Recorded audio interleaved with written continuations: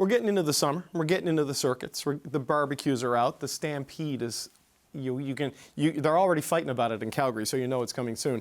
But just, Nathan, what do the leaders need to do over the summer? Just looking at where the things are politically, just your high-level thoughts on what the main three national leaders need to do here. I think the Prime Minister could do with some time at home. I think his strategy has been a sound one, just in terms of getting out into the world, and has done well, Davos, etc. But there is a little bit of a growing sentiment of being around a little bit more, and that I think would be positive.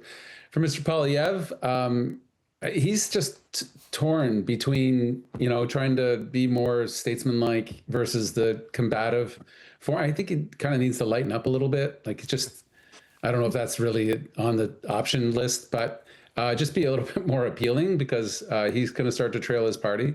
For Avi Lewis, it's continuing what he's been doing, which has mostly been on the ground. And the big bet for him is it going to bear fruit? All the church basements, the union shops, does it start to lift or continue to lift the NDP's options? I think just where all the leaders are going to be is going to be as interesting as what they're doing and the tone that they're setting. Where do they think they have to defend? Where do they think they can grow their opportunities and favor within Canadians? Lisa, what are your thoughts? Because I don't know if the Prime Minister is going to spend more time at home, because there's NATO and all these other things and the G20 that he's got to do. And I don't know. What are your thoughts on what the big three need to do here? Well, I think the Prime Minister needs to go to the back of his closet and find a golf shirt and go to as many small town festivals and picnics and barbecues that he possibly can, because you're not going to be guaranteed the momentum of building what you want to build unless you have the people behind you. And he is in danger of having a narrative written around him that is not going to be helpful in the long term. So that would be my advice to Mark Carney. Find a golf shirt without a rock band on it, just saying. Okay. Number two, I think that Pierre Poilievre needs to lose the kettlebell. And I think he needs to calm down and start talking about affordability, but in a way that's meaningful for people, and take the fight out a little bit more and take the understanding. So I understand what's going on in terms of your lives, but the angry fighting thing isn't working at the moment. So that would be my advice to him. And my advice to Avi Lewis is very simple. Get yourself a seat in the House of Commons. Go run in Beaches, East York. Put in your nomination. Okay. Get a golf shirt, lose the kettlebell, get a seat in the House. Two of those are pretty easy to do. Third one's that's a taller order. What are your thoughts on what they need to do here? Yeah, I think for Avi Lewis, I'd agree. He needs to do what he's doing, hitting that barbecue circuit, church basements, etc. I can certainly understand why people, including somebody as smart as Lisa, would say that Mr. Lewis needs to get a seat in the House of Commons. I think as long as he can up his name recognition and kind of position himself as that viable alternative for progressive Canadians that are perhaps looking elsewhere from the Liberals. I don't know if he needs a seat to do that, but it certainly wouldn't hurt him, I guess.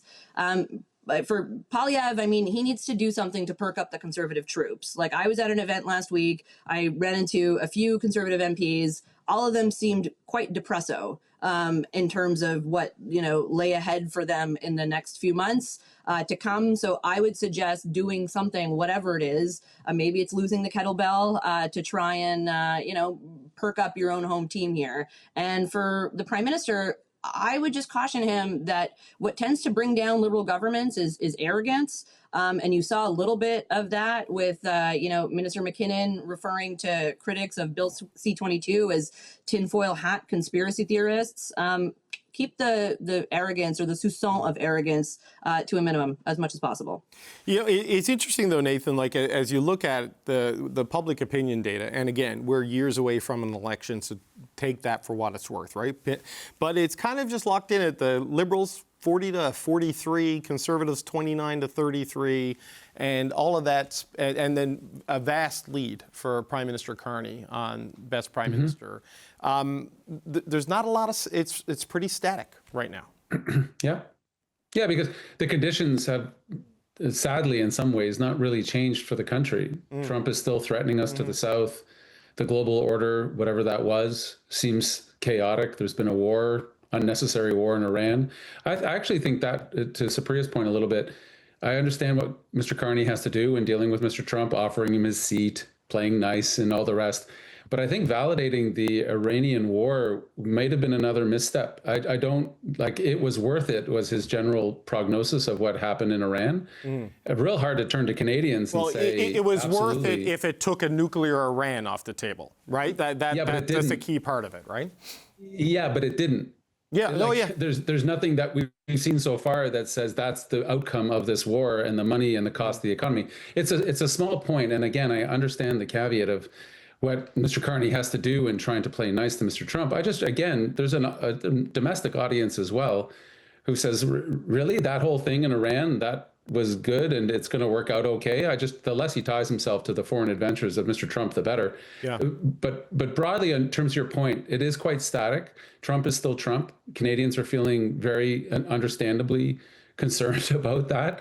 Mr. Carney represents the best figure to push back, generally speaking, against him. I think the left flank, as Priya said, is wide open. I think if Mr. Lewis is able to up his game, I think that's an opportunity for the NDP to continue. They've been going up a little bit, nothing to celebrate yet, but not rock bottom anymore. Okay, we got to leave it there because we're out of time, but it's going to be an interesting summer because Canada Day is also Kuzma Day, and that's when Greer and LeBlanc and the Mexicans are going to get together and figure out next steps. So I don't know if we're going to have Mission accomplished. I don't know if we're going to have a quiet summer. It feels like nothing's quiet anymore. Lisa Raitt, Nathan Cullen, Supriya Dwivedi, the aged Supriya, as she likes to say. We'll see you again soon.